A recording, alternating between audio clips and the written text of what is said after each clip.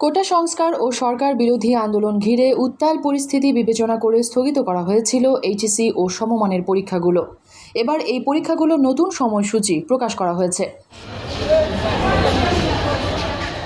গত বৃহস্পতিবার আন্তঃশিক্ষা বোর্ড পরীক্ষা নিয়ন্ত্রক কমিটির আহ্বায়ক প্রফেসর মোহাম্মদ আবুল বাশারের সই করা বিজ্ঞপ্তিতে এই তথ্য জানানো হয়েছে।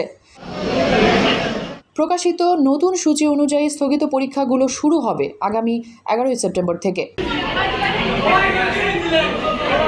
ঢাকা, রাজশাহী, যশোর, কুমিল্লা, চট্টগ্রাম, বরিশাল, সিলেট, দিনাজপুর ও ময়মনসিংহ মাধ্যমিক ও উচ্চ মাধ্যমিক শিক্ষা বোর্ডের পরীক্ষা এই সময়সূচি অনুযায়ী চলবে। মেহরুন বিনতে ফেরদৌস, এবিটিভি। বিয়ানী বাজারে টিএনটি রোডে ইবনে আল মতিন টাওয়ারে রেডি ফ্ল্যাট ভাড়া দেওয়া হচ্ছে। শীতাতপ নিয়ন্ত্রিত কক্ষ, attach bathroom, kitchen, dining, lift, CCTV, বিশাল পার্কিং ও ছাদ সহ থাকছে শিশুদের জন্য বিনোদনের ব্যবস্থা।